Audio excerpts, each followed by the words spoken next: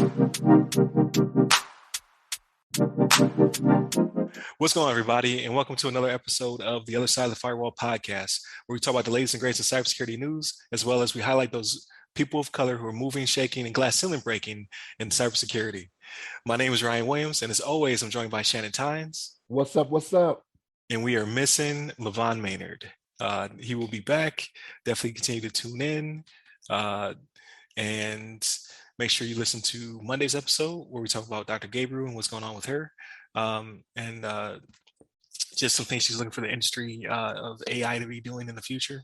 Uh, Obviously, today's topic, which we'll get into, Wednesday's topic, we have a guest co-host. So it's Ms. Aisha Hollins. She's a VCISO.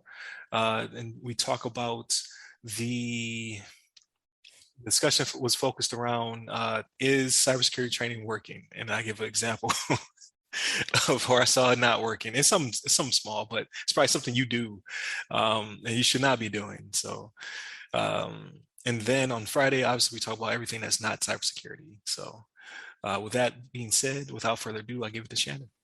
All right, everybody. So this article actually comes from CNN by Sean Lingas.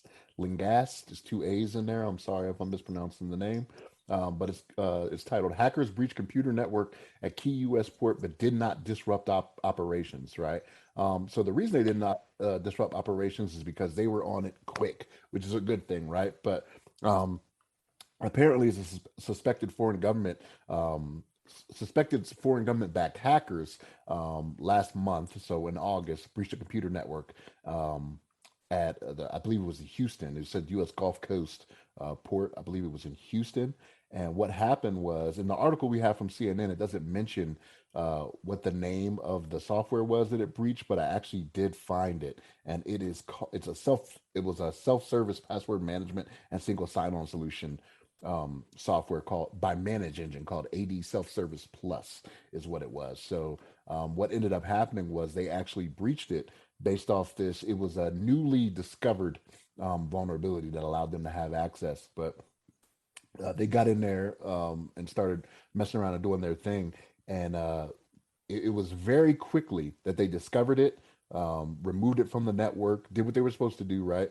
And took care of business. So this is what we like to see. So before they got owned, because apparently Houston is one of the larger ports that we have in America um, when it comes to moving product, right? But they did their thing, and the unidentified hackers, they broke into a web server in the complex, right?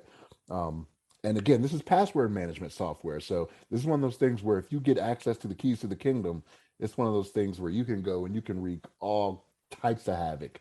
Um, but and this was the Coast Guard. The Coast Guard were the ones that reported on this.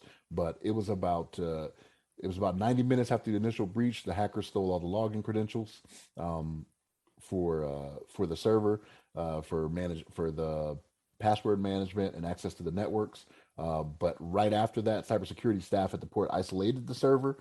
They cut off unauthorized access to the network. So they did their job. They did a good thing. But this is one of those things where, again, they suspect that it's a nation state, right? Like, so they got these hackers out there from another country that are out there, with the when you say they're nation state actors, that means they have the approval of the country to go out here and do these things, right? Um, so this is why cybersecurity is so important. This is why we're pouring millions and billions of dollars into cybersecurity now because of issues like this. And again, this vulnerability that they got in there with, it was recently. Let's see, because I found it here from CISA, Cybersecurity and Infrastructure Security Agency. Um, they on September 16th they put out an alert for this vulnerability.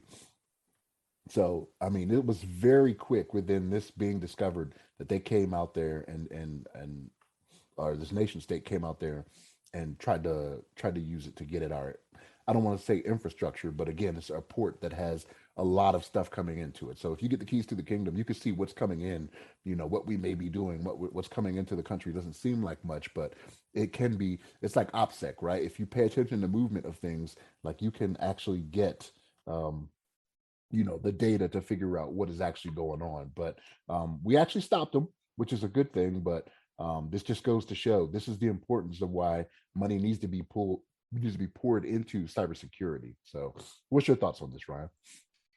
Shout out to the Coast Guard, man. Like the coasties don't get enough love. Uh, I think that's awesome that they caught it so fast. I think it's kind of crazy how quickly they were able to pick up on it, right? So typically patches come out very slow. So that means that they found out about the vulnerability and already had to have something monitoring to see if it would come to pass.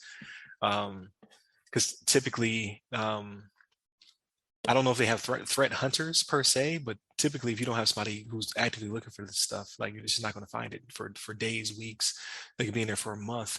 Like you said, it's operation security, so they literally could watch as things come in and out of the port, and then that could be just like, okay, we know something good is coming in, that if we disrupt it, it will cause issues. Like it'll cause either products to spoil, or it might cause them to not be processed correctly. A number of things. Like who knows what's coming in that port? It could be military as well. So I think it's definitely awesome how quickly they caught it, and we're able to implement some kind of fix.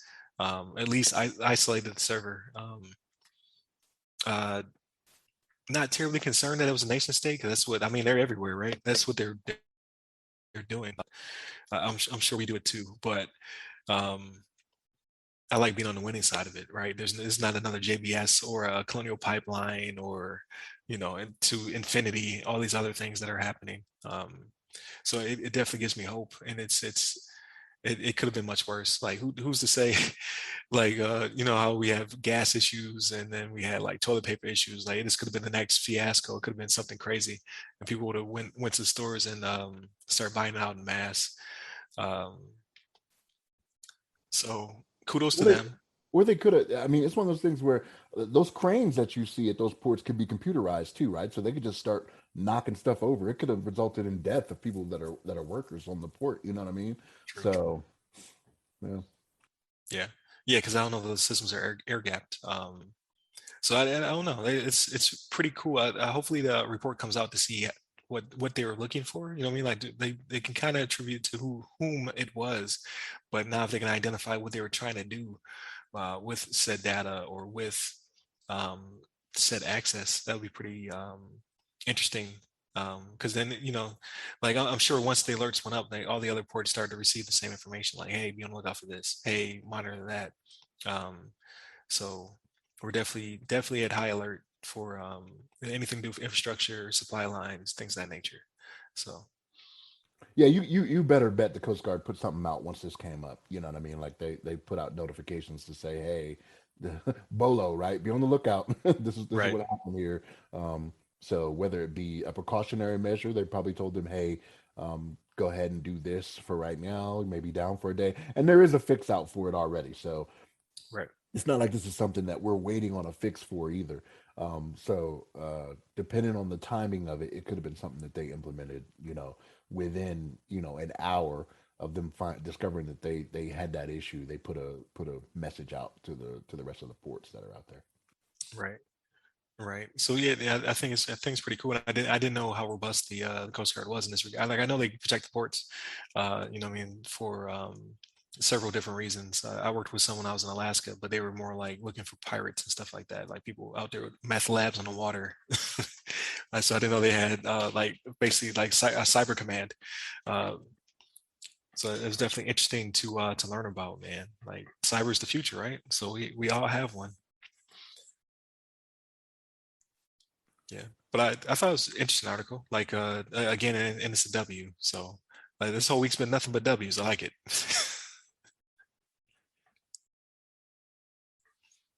Right.